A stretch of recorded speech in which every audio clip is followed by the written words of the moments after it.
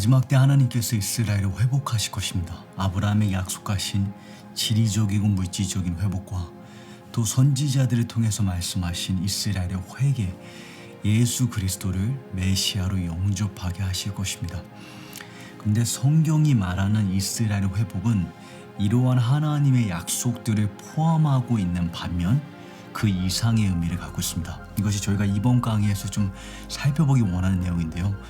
이것이 왜 중요하냐면 성경이 말하고 있는 이스라엘의 회복은 근본적으로 예수 그리스도를 향한 열정에 근거한다는 것입니다. 예수님을 향한 열정이라는 것은 이스라엘에게 예수님께서 단순히 Savior, 구세주가 아니라 Satisfying, 만족의 대상이 되시는 것입니다. 단순히 예수님께서 메시아로 인정받는 것이 아니라 신랑으로서 영접되는 것입니다. 즉 예수 그리스도가 이스라엘의 크고 작은 자, 모든 심령의 모든 영혼의 갈망이 되시는 것이 성경이 말하고 있는 이스라엘 회복입니다. 이사야 26장에 그 날에 하나님의 모든 계획이 다 펼쳐지고 나면 유다 땅에서 이 노래를 부르리라. 주의 이름과 주의 기억이 우리 영혼의 갈망이니이다. The desire of our soul. 이 유다 땅에 이스라엘의 남은 자들이 이 노래를 부를 것이라고 이사야는 예언하고 있습니다. 주의 이름이 우리 영혼의 갈망이라는 것입니다. 하나님께서 단순히 구원해 주신다는 것은 예수님께서 우리의 메시아라는 것이 인정되는 것이 아니라 예수 그리스도가 우리의 갈망이 되시는 온전한 첫 계명의 회복입니다. 첫 계명으로 회복될 것이 당연하다는 것은 우리가 다 알고 있습니다. 근데 그것이 근본, 본질이라는 것이 우리가 이해해야 되는 말입니다. 성경이 보여주는 이스라엘 회복의 첫 계명은 필수 요건입니다. 필수 요건이라는 말은 여러분, 만약에 이 한 가지의 요소가 빠질 경우에 99%의 하나님의 약속이 다 이루어진다고 해도 그것은 이스라엘의 회복이 되지 않는다는 것입니다. 이것이 왜 중요하냐면 때로 하나님께서 성경을 보게 되면 하나님의 백성을 시험하시는데 어쩔 때는 고난을 통해서 시험하실 때가 있습니다. 마치 욥의 스토리를 보게 되면 하나님께서 고난을 통해서 욥의 마음을 드러내시고 그의 내면을 정결케 하시는 작업을 합니다. 우리의 삶 가운데도 마찬가지입니다. 하나님께서 때로 고난을 통해서 우리를 성숙의 단계로 이끌어 가십니다. 근데 하나님의 시험하시는, 테스트하시는 이 도구에는 고난만 있는 것이 아니라 성공과 약속이 있습니다. 때로는 하나님께서 우리에게 약속하신 바를 주시고 그 약속을 가지고 우리의 내면을 점검하실 때가 있습니다.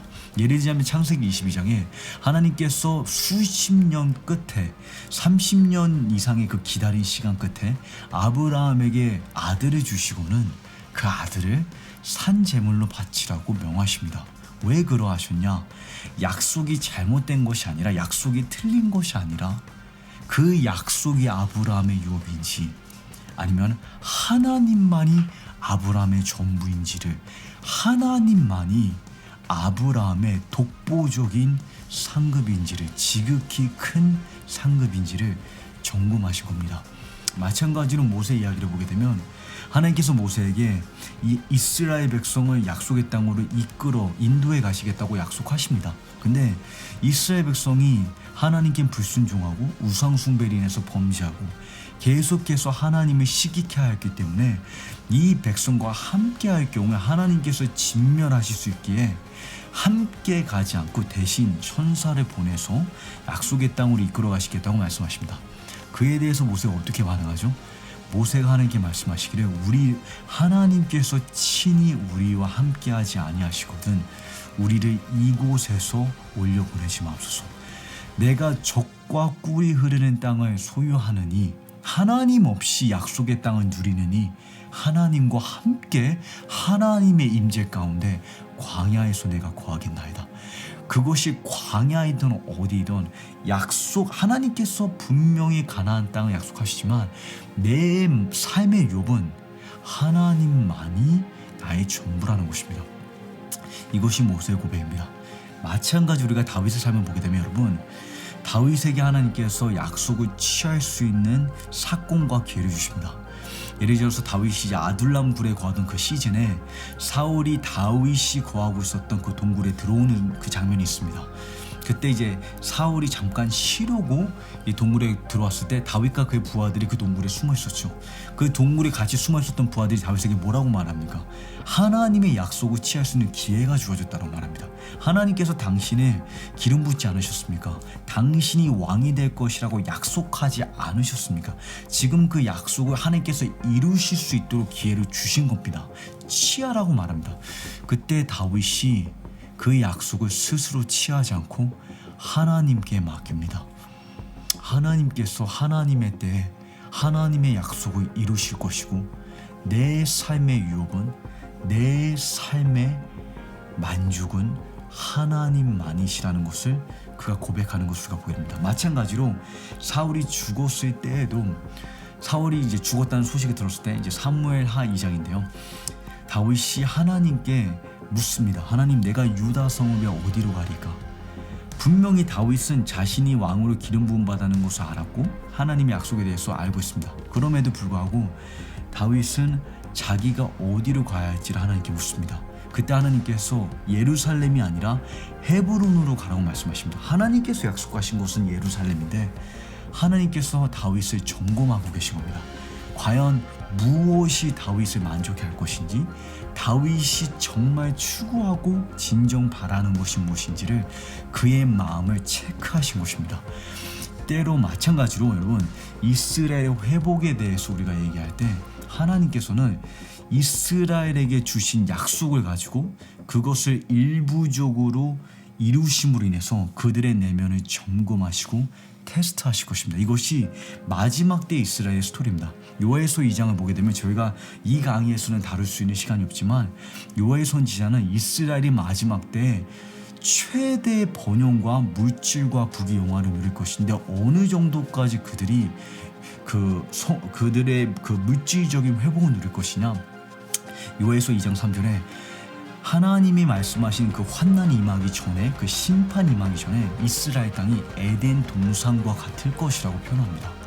하나님을 제외하고 모든 약속이 다 성취된 것 같이 보일 것인데 그 약속들은 그들의 내면을 점검하는 테스트라는 것입니다.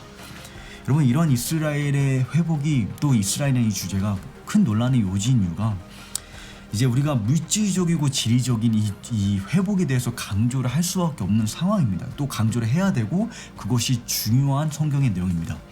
대치 신학이 마틴 루터를 비롯해서 이제 이 교회 역사 가운데 하나님의 그 계획과 이스라엘과 하나님의 그 계획에 많은 해를 끼쳤기 때문에, 예를 들자면 마틴 루터가 유대인들에 대한 그 어떤 증언들이 나중에 이제 히틀러의 발판이 되고 홀로코스트의 계기가 되었던 것을 우리가 보게 되면서, 이제 교회가 이스라엘을 지지하고 이제 이스라엘과 하나님의 계획에 동참해서 물질적이고 지리적인 회복에 대해서 이제 강조를 많이 하고 있는 것입니다.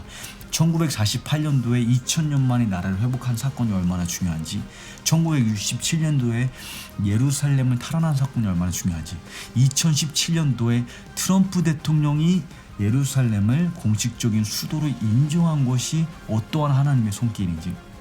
근데 제가 방금 전에 여러분께 설명드렸던 것처럼 이스라엘의 회복은 근본적으로 첫 계명에 근거해야 되고, 이 첫 계명이 빠졌을 때에는 99%의 약속이 다 이루어진다 할지라도, 그게 하나님의 뜻이라 할지라도 그것이 이스라엘의 회복이 될 수 없다라는 것입니다.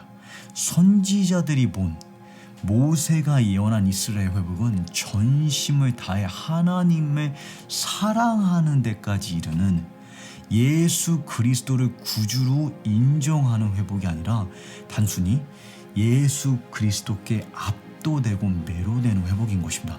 예레미야 24장에 말하기를 내가 그들에게 나를 아는 마음을 주어서 내가 여호와임을 알게 할 것이다. 그들은 내 백성이 될 것이고 나는 그들의 하나님이 될 것이다.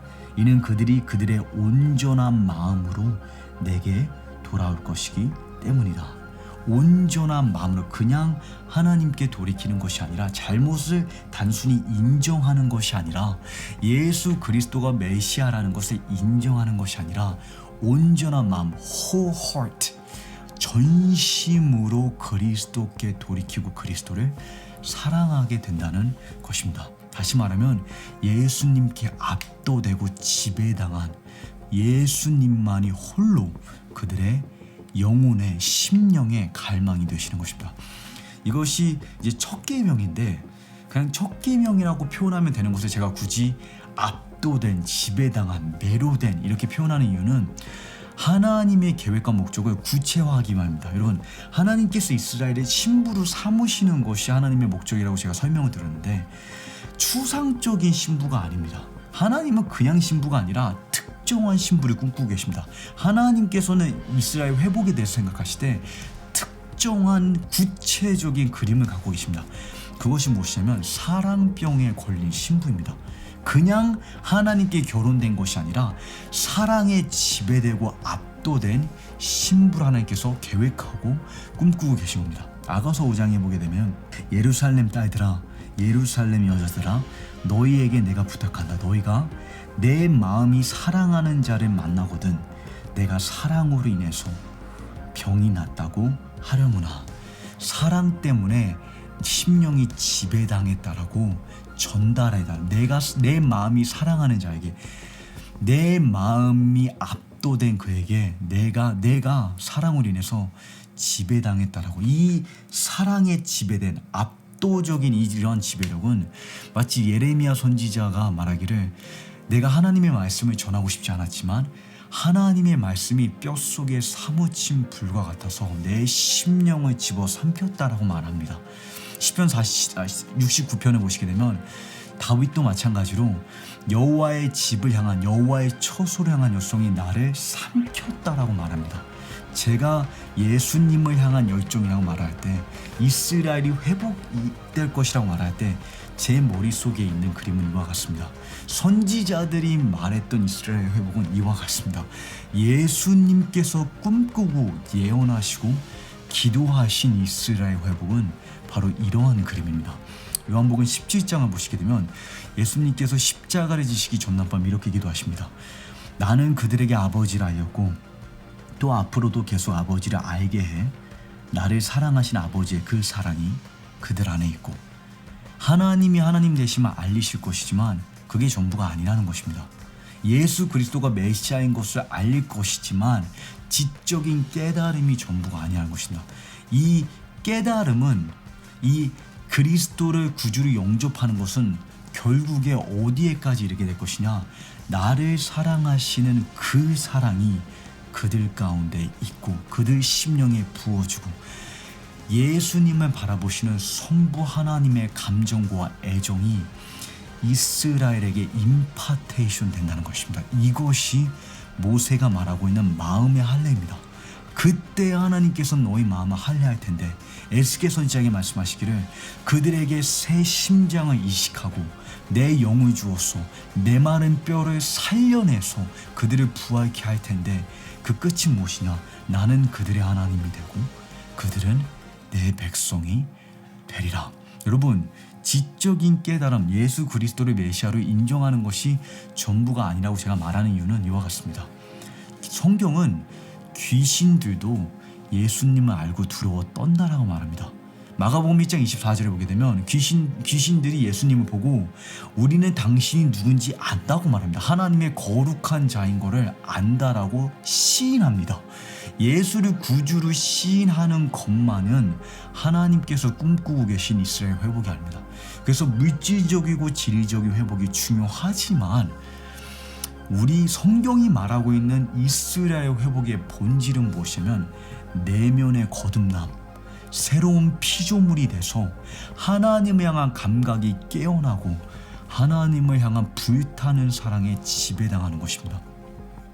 여러분, 신명기 28장을 보게 되면 굉장히 중요한 내용이 담겨 있는데 제가 이제 몇 가지 중요한 포인트만 하이라이트 하자면 신명기 28장에서 이제 32장의 이 내용은 이스라엘의 스토리를 이해하는데, 그리고 이제 성경 전체를 이해하는데 굉장히 중요한 내용입니다. 근데 이제 특별히 이스라엘의 회복이 무엇을 의미하는지를 우리가 이해하기 위해서 이제 신명기 30장의 모세가 마음의 할례에 대해서 이제 예언하고, 이스라엘의 이제 지리적이고 물질적인, 그리고 이제 이 이스라엘 백성이 전 세계에 흩어진 이 민족이 어떻게 약속의 땅으로 돌아올지에 대해서 이제 설명하고 있는데, 30장의 내용을 우리가 깊이 이해하기 위해서는 28장의 내용을 먼저 이해를 해야 됩니다.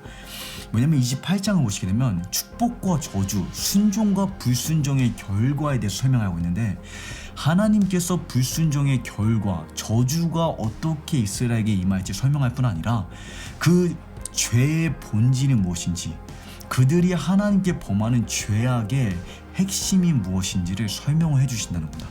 그것을 깨달을 때 그런 문맥 가운데서 모세가 꿈꾸고 있는 하나님께서 말씀하시는 회복의 본질이 무엇인지를 우리가 온전히 이해할 수 있습니다. 신명기 28장 47절에 내가 모든 것이 풍족함으로 인해 기쁨과 즐거운 마음으로 내 하나님 여호와를 섬기지 아니함을 인하여, 하나님을 섬기고 안 섬긴 거에 문제였던 게 아니라 기쁨과 즐거운 마음으로, 무슨 말이냐, 하나님이 그들의 기쁨이 되지 않은 것이 죄였다는 것입니다. 하나님이 그들의 지극히 큰 상급이 되지 않은 것이 그들이 범한 죄악이었다는 것입니다. 여러분, 이것이 발람의 스토리고, 이것이 가룟 유다의 스토리고, 이것이 게하시, 그리고 이것이 바리새인들의 핵심적인, 그들의 그 본질적인 죄입니다. 본질적인 죄는 무엇이냐면 하나님보다 다른 것을 더 선호하는 것입니다. 하나님이 만족이 되지 않은 것이, 여러분, 발람이 하나님을 인격적으로 경험하지 않은 것이 아닙니다. 가룟 유다가 예수님의 말씀을 지식과 정보가 부족했던 것이 아닙니다. 게하시가 엘리사의 수종으로서 사역하면서 기적과 이사가 부족했겠습니까? 바리새인들이 예수님의 사역을 보면서 표적을 보지 못했겠습니까? 그들이 모두 배도의 길에 들어간 이유는 하나님보다 돈을 더 사랑하였기 때문이다. 그래서 사도 바울이 디모데후서 4장에 디모데에게 마지막 때에서 경고할 때 뭐라고 경고하냐면, 사람들이 자기 자신을 더 사랑하고 돈이 더 사랑하며 쾌락을 사랑하기를 하나님보다 더 사랑하고. 무슨 말이냐? 죄악의 본질은 하나님보다 다른 것을 더 좋아하는 것, 더 선호하는 것, 하나님이 지극히 큰 상급이 되지 않는 것이 죄악이고, 그런 문맥 가운데 하나님께서 바라시고 하나님께서 계획하신 이스라엘 회복은 하나님만이 지극히 큰 상급이 되는, 그래서 예레미야 3장에 하나님께서 뭐라 말씀하시냐면, 나 여호와가 말하노라, 배역한 자식들아 내게 돌아오라, 이는 나는 너의 남편이기 때문이라. 이게 하나님께서 의미하고 생각하고 계신 회개라는 것입니다. 하나님께서 생각하시는 회개는 돌아오는 것인데, 그냥 잘못을 인정하는 것이 아니라 하나님의 남편으로 영접하는 것입니다. 하나님이 그들의 심령의 갈망이 되시는 것이고, 그들의 심령을 장악하고 그리스도께서 그들을 지배하시는 회개, 지배하시는 회복, 그러하기 때문에 마지막 때 성경이 말하고 있는 이스라엘의 회복은 근본적으로 첫 계명이어야 한다는 것입니다. 여러분, 이것이 모세의 간증입니다. 성경이 모세에 관해서, 모세의 믿음에 관해서 말하기를 어떻게 설명하냐면, 모세가 애굽의 부귀 영화를 거절했는데 거절해야 되기 때문에 거절한 것이 아니라, 어쩔 수 없어서 그것을 거절한 것이 아니라, 지옥 가고 싶지 않아서 거절한 것이 아니라, 하나님 안에서 더 큰 만족을 누렸기 때문에, 더 큰 기쁨을, 더 큰 보화를 발견했기 때문에, 더 큰 가치를 찾았기 때문에 애굽의 모든 부귀 영화를 다 거절했다는 것입니다. 히브리서 11장에 믿음으로 모세는 장성하여 바로의 공주라 아들이라 칭함을 거절하고, 도리어 하나님의 백성과 함께 고난받기를 잠시 죄악의 낙을 누리는 것보다 더 좋아하고, 그리스도를 위하여 받는 능욕을 애굽의 모든 보화보다 더 큰 재물로 여겼으니 이는 상 주심을 바라봅니다. 더 큰 제물로 여겼으니 하나님이 더 큰 그의 독보적인 만족과 그의 으뜸이 되셨다는 것입니다. 아가서 5장에 사랑병에 걸린 신부가 이렇게 고백을 합니다. 나의 사랑하는 자는 만인 가운데 으뜸이라. 세상의 모든 옵션 가운데 최상의 가치를 지닌다는 것입니다. 이것이 성경이 예언하고 있는 이스라엘의 회복이고, 이러한 첫 계명의 회복이 없이는 하나님께서 약속하신 모든 약속들이 다 이루어진다 해도 그것은 이스라엘 회복이 될 수 없다라는 것입니다. 여러분, 이것이 하나님께서 호세아를 통해서 유인하시겠다라고 약속하신 바입니다. 그 날에 하나님의 모든 계획이 다 펼쳐지고 나면, 4,000년 이스라엘 역사가 다 이루어지고 나면 하나님께서 이스라엘의 심령을 유인하고 그들의 매력으로 장악하시겠다라고 약속하십니다. 그러므로 보아라, 내가 그를 유인해서 광야로 데리고 가서 그녀에게 부드럽게 말할 것이다. 그날에 내가 나를 내 남편이라 일컫겠고. 4,000년 이스라엘을 향한 하나님의 목적은 단지 이스라엘로 하여금 순종적인 성도 삼으시는 것이 아니라 예수 그리스도를 향한 열정에 사로잡힌 신부로 빚으시는 것입니다. 하나님만이 그들의 독보적인 만족이자 즐거움의 대상이 되는 것입니다. 이것이 나는 너의 하나님이요 너는 내 백성이 되리라가 의미하는 바입니다. 예수 그리스도만이 그 날에 홀로 이스라엘의 크고 작은 자 모든 심령의 갈망이 되시는 것입니다. 중요한 질문은, 이러한 첫 계명이 정말 이스라엘의 회복의 진정한 의미라면, 온전한 그 이스라엘의 회복의 그 그림을 의미한다면, 하나님께서 과연 어떻게 이런 회복을 이루실까요? 어떻게 이 회복을 이루어 가실까요? 그것이 우리가 다음 강의에서 살펴보기 원하는 내용입니다.